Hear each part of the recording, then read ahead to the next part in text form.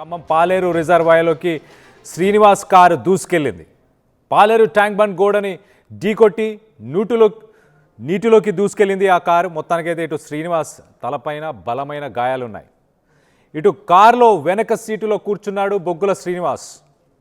Car driver పరారావడంతో ఇటు శ్రీనివాస్ మృతిపైన అనుమానాలు వ్యక్తపరుస్తున్నారు. ఇటు పవన్ కళ్యాణ్ హఠావో పాలిటిక్స్ బచావో అన్న పుస్తకం రాశారు గతంలో శ్రీనివాస్. పుస్తకం రాసి చాలా బెదిరింపులను కూడా ఇటు బొగ్గుల శ్రీనివాస్ ఎదుర్కొన్నారు. ఇటు కారు శ్రీనివాస్ స్నేహితుడు వేణుమాధవ్ రెడ్డి పేరు మీద ఉన్నట్టు గుర్తించారు. ఇటు వేణుమాధవ్ రెడ్డి ఫోన్ అందుబాటులో లేకపోవడంతో మొత్తానికైతే అనుమానాలని వ్యక్తపరుస్తున్నారు. మనం విజువల్స్లో చూడొచ్చు. మహేంద్రాకు సంబంధించిన ఆ బ్లాక్ కలర్ కార్ ఖమ్మం నుంచి ఇటు సూర్యాపేటకు వెళ్ళే దారిలో ఇటు పాలెం రిజర్వాయర్ పరిసర ప్రాంతాల్లో ఒక్కసారిగా కారు ఉదయం 7 గంటల సమయానికి కారు దూసుకెళ్ళిపోయి అందులో నీటిలో పడిపోవడం చూశారు. ఇటు స్థానికంగా మత్స్యకారులు గుర్తించారు.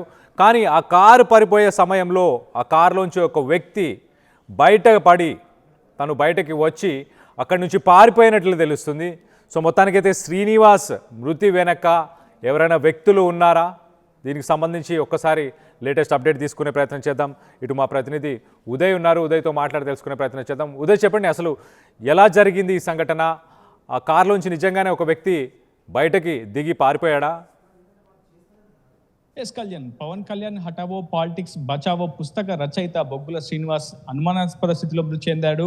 శనివారం హైదరాబాద్ నుంచి ఖమ్మం వెళ్తున్నటువంటి సమయంలో అతను ప్రయాణిస్తున్నటువంటి కారు ఒక్కసారిగా ఖమ్మం జిల్లా కూసుమంచి మండలంలోని పాలేరు జలాశయంలోకి దూసుకెళ్లింది. అయితే ఆ ఘటన జరిగిన తర్వాత కొద్దిసేపటికి అక్కడి నుంచి డ్రైవర్ పరారైనట్లు సమాచారం అయితే అందుతోంది.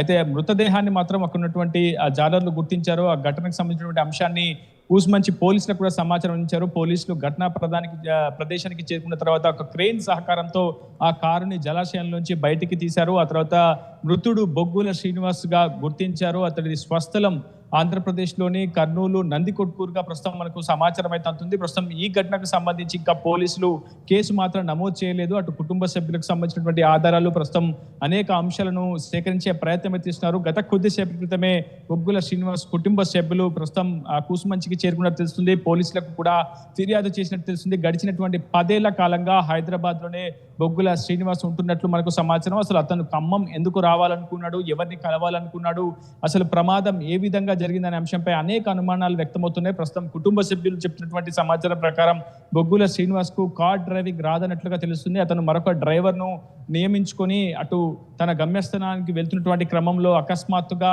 అదుపు తప్పి పాలేరు జలాశయంలోకి అతను ప్రయాణిస్తున్నటువంటి కారు దూసుకెళ్లిందా, లేదంటే పక్కా పథకం ప్రకారమే అతన్ని హత్య చేసి ఆ కారును జలాశయంలోకి దూసుకెళ్లే విధంగా డ్రైవర్ యత్నించి అక్కడి నుంచి పరారయ్యారా? ఇలా అనేక రకాలమైనటువంటి అనుమానాలు ప్రస్తుతం పోలీసులకు కూడా వ్యక్తమవుతున్నాయి. కుటుంబ సభ్యులు కూడా ఇటువంటి అనుమానాలను వ్యక్తం చేస్తున్నారు. పోస్ట్ మార్టం నిమిత్తం ప్రస్తుతం బొగ్గుల శ్రీనివాస్ మృతదేహాన్ని ప్రస్తుతం నేలకొండపల్లి ప్రభుత్వ ఆసుపత్రికి తరలించారు. ప్రస్తుతం కుటుంబ సభ్యులు ఇచ్చినటువంటి అనుమానాస్పదం అనే ఒక ఆరోపణతో ఇచ్చినటువంటి ఫిర్యాదు ఆధారంగా ప్రస్తుతం పోలీసులు కూడా కేసు నమోదు చేసి దర్యాప్తు ముమ్మరం చేస్తున్నారు. 2014 సంవత్సరంలో బొగ్గుల శ్రీనివాస్ జనసేన పార్టీ అధినేతగా ఉన్నటువంటి సినీ స్టార్ పవన్ కళ్యాణ్ ఉద్దేశించి పవన్ కళ్యాణ్ హఠావో పాలిటిక్స్ బచావో అంటూ ఒక రాసినటువంటి పుస్తకం అప్పట్లో తీవ్రమైనటువంటి రాజకీయ దుమారాన్ని అయితే నింపింది. పవన్ కళ్యాణ్ అభిమానులు, జనసేన పార్టీ కార్యకర్తలు పెద్ద ఎత్తున బొగ్గుల శ్రీనివాస్ పై అనేక విధాలుగా విమర్శలు కూడా గుప్పించారు. సామాజిక మాధ్యమాల వేదికగా అతన్ని కొంత మానసిక ఆందోళనకు గురి చేసినటువంటి విషయం తెలిసింది. అయితే ఈ నేపథ్యంలో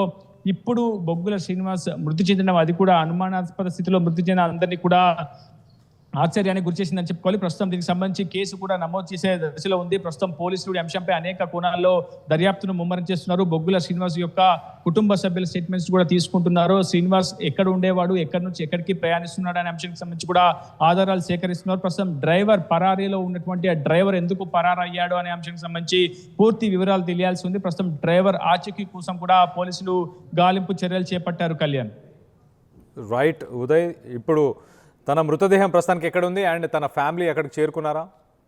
గత కొద్దిసేపు క్రితమే బొగ్గుల శ్రీనివాస్ కుటుంబ సభ్యులతో పాటు సన్నిహితులు సహచరులు అటు కూసుమంచికి చేరుకున్నారు. కూసుమంచి పోలీస్ స్టేషన్లో కూడా ఫిర్యాదు అందజేసినట్లు మనకు సమాచారం అవుతుంది. మరికొద్ది సేపట్లోనే బొగ్గుల శ్రీనివాస్ మృతదేహానికి పోస్ట్ మార్టం ప్రక్రియ కూడా ప్రారంభం కాబోతున్నట్లు పోలీసులు అయితే సమాచారం అందించారు. ఏదేమైనప్పటికీ వివాదాస్పద రచయితగా దాదాపు కొన్నేళ్లుగా ఉన్నటువంటి బొగ్గుల శ్రీనివాస్ హఠాన్ మరణం అందరినీ కూడా ఆశ్చర్యానికి గురిచేసిందని చెప్పుకోవాలి. ఆంధ్రప్రదేశ్లోని అటు కర్నూలు జిల్లాలోని నందికొట్కూరులో అతని స్వస్థలంలో విషాద ఛాయలు తలుపుకున్నాయి. ఇప్పుడిప్పుడే సమాచారం అందుకున్నటువంటి అతని కుటుంబ సభ్యులు సన్నిహితులు ఒక్కొక్కరిగా ప్రస్తుతం కూసుమంచి చేరుకుంటున్నారు. పోస్ట్ మార్టం ప్రక్రియ పూర్తయిన తర్వాత బొగ్గుల శ్రీనివాస్ మృతదేహాన్ని కుటుంబ సభ్యులకు అందజేస్తామని పోలీసులు చెప్తున్నారు. కళ్యాణ్.